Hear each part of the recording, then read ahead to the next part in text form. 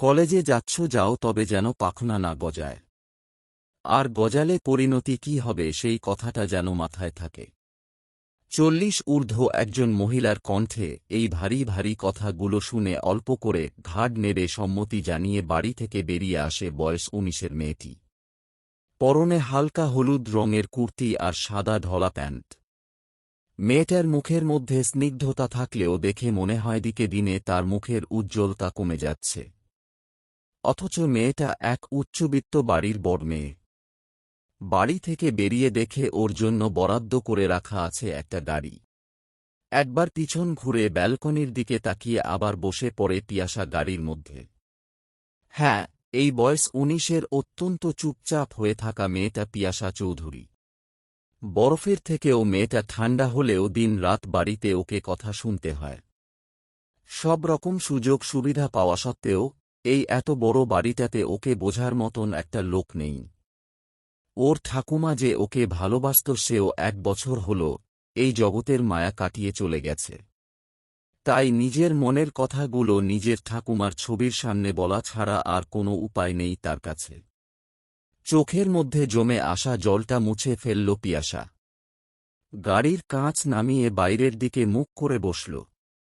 হওয়ার তোরে চুলগুলো এলোমেলো হয়ে গেলেও তাকে ঠিক করার কোনো ইচ্ছাই জাগল না নিজের মনে। 1 বছর আগে উচ্চ মাধ্যমিক দিয়েছিল পিয়াসা। জেলায় ও প্রথম স্থান অধিকার করেছিল, কিন্তু সেই সময় ওর ঠাকুমা মারা যাওয়ায় ওর পড়াশোনা এগোনোর জন্য বাড়ির লোককে রাজি করানোর মতন আর কেউ ছিল না। ফলস্বরূপ ওর পড়াশোনা বন্ধ হয়ে গিয়েছিল। নিজের রান্না নিজে করে খাওয়া, নিজের জামাপত্র ধোয়া, নিজের যাবতীয় কাজ ওকে নিজেকেই করতে হতো।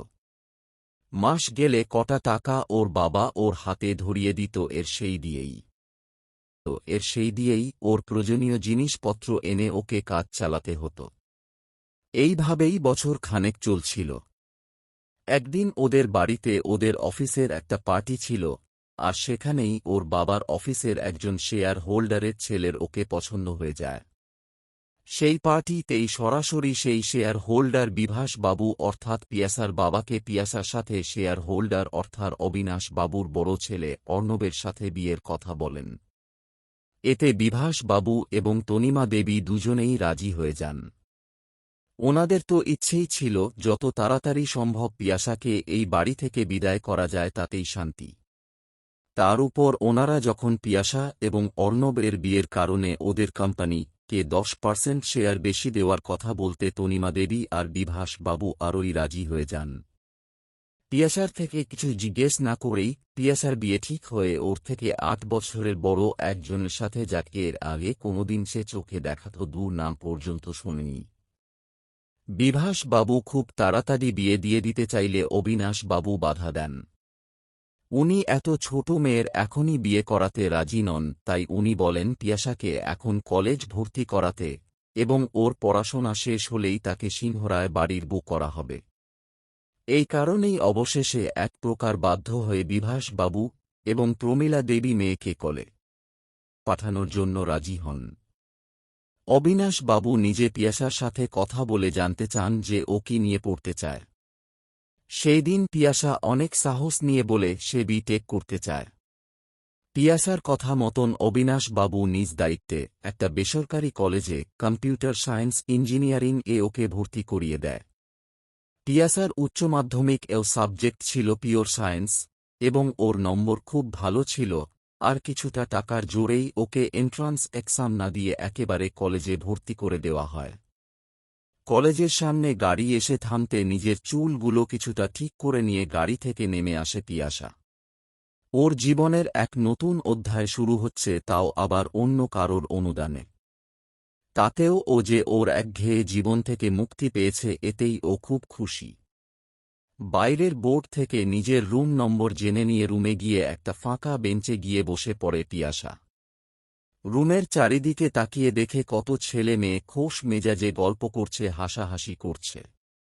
ওদেরও এটা প্রথম দিন কলেজে, কেউ কেউ হয়তো চেনে একে অপরকে, কেউ কেউ আবার আজই প্রথম দেখা। ওদের মধ্যে নিজেকে কল্পনা করতে গিয়ে বুঝল ওদের মাঝে ও বড্ড বেমানান। কলেজে প্রথম দিন হওয়ায় আজ ইউনিফর্ম পরে আসতে হয়নি কাউকেই। একেবারে পরের সপ্তাহ থেকে কলেজ ইউনিফর্ম পরে আসতে হবে। তাই আজ সবাই কি সুন্দর সেজে গুঁজে এসেছে, কিন্তু পিয়াসা সে একরঙা এক কুর্তি পরে চলে এসেছে। কানে একটা ছোট্ট ঝুমকো যেটা আগের বছর দুর্গা পুজো মেলা থেকে কিনেছিল, আর মেকআপের লেশমাত্র নেই ওর মুখে। ওর বোন ঠিকই বলে, ওর মধ্যে ফ্যাশন সেন্স বিন্দুমাত্র নেই। ফোনের মধ্যে টুং করে মেসেজ আসতে ওদের থেকে চোখ সরিয়ে ফোনটা হাতে নিয়ে দেখে পিয়াসা। আগে ওর কাছে স্মার্টফোনটাও ছিল না। অর্ণব নিজে কিছুদিন আগে এই নতুন মার্কেটে আসা ফোনটা ওকে গিফট করেছে। যেহেতু অর্ণব গিফট করেছে তাই কেউ ওকে কিছু বলতেও পারেনি।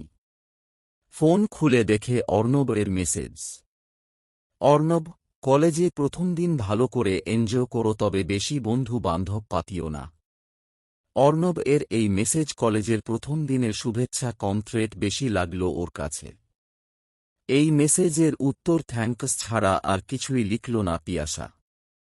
অর্ণবের কথা বার্তা ঠিক পোষায় না পিয়াসার। ওর নিজের মতো দেওয়ার যদি অধিকার থাকত তাহলে কখনোই বিয়ে করতে চাইত না পিয়াসা, কিন্তু ভাগ্যের লিখনকে কখন পরিবর্তন করতে পেরেছে। তাই পিয়াসা চিরকালের মতন এই ক্ষেত্রেও নীরব দর্শক হওয়ার ভূমিকা পালন করেছে। ক্লাসে স্যার আসতে পিয়াসা নিজের ফোন সাইলেন্ট করে বেগে ঢুকিয়ে নিল। যদিও ওর এই ফোন খুব একটা কাজে কখনোই লাগে না। ফোনে ওর মা বাবা, বোন শ্রেয়সী আর অর্ণব, এবং অবিনাশ বাবু আর অর্ণব এর মা তনিমা দেবী ছাড়া আর কারোর নম্বর এখানে নেই। এই ফোন ওর বিশেষ কোনো কাজেও আর লাগে না। নিজে যেমন ও জড় পদার্থের মতন ঘরে পড়ে থাকে, ঠিক ওর ফোনটাও ওর কাছে ও